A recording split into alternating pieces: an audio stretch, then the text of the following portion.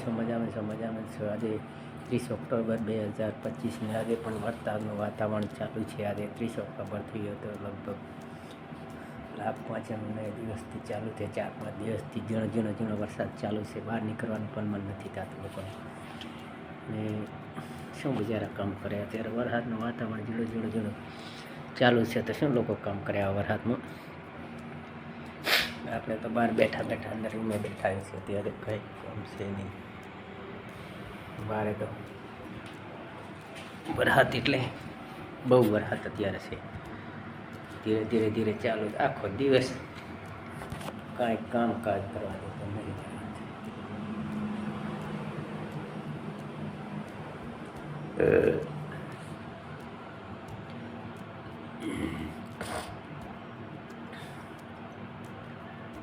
ખબર હવે કેટલા દિવસ વરસાદ રહેશે ને કેટલા દિવસ રહેશે નહીં રહે ને કંઈ ખબર નહીં પાછી. અલગ દરિયો કહેવાય. તો આનું કાંઈ નક્કી હોય ને કેટલા દિવસ વરસાદનું વાતાવરણ રહેશે, વરસાદી વાતાવરણ કાંઈ નક્કી જ નથી થતું. વરસાદ પાણી ખરું થઈ ગયું. 4-5 દિવસ મસ્ત થઈ.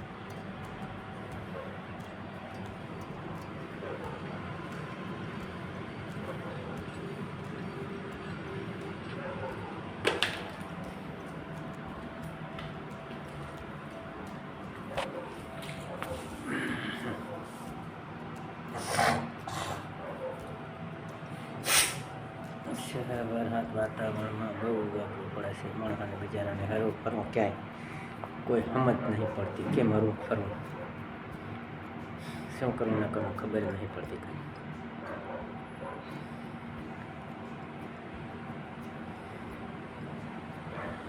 કંઈ 3-4 દિવસથી તો બહુ જ વરસાદનું છે આગાહી.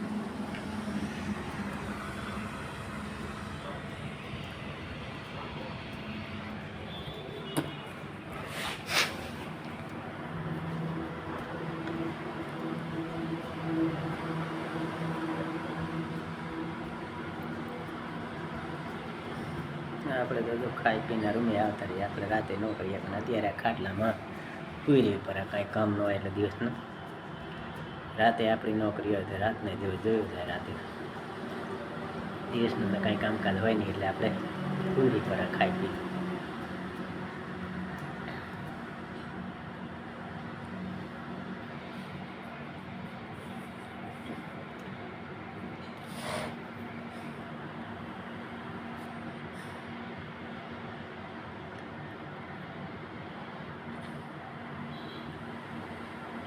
આજે ખબર 25 તારીખે લાભ પાંચમ હતી. રાત્રે 5 દિવસ ચાલે.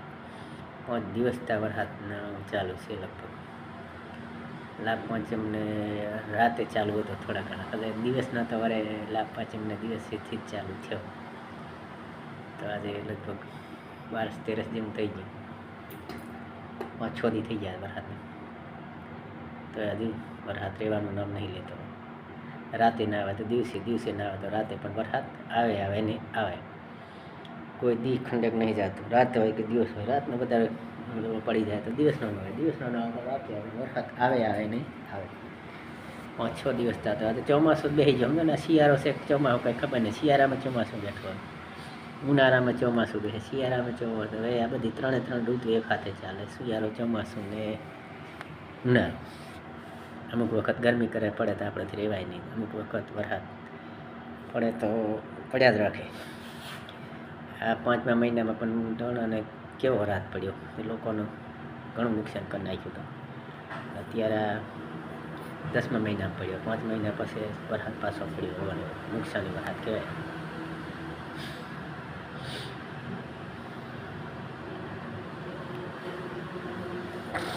અત્યારે બધાનો પાકમાં ખેડૂતોનો પાક બધો તૈયારીમાં આવ્યો. ત્યારે વરસાદ પડે તો સૌરાષ્ટ્રની અંદર વધારે નુકસાન થાય. ખાસા ઘણા તો બીજે તો કાંઈ બધે ખેડૂતોને નુકસાન તો ખરું જ.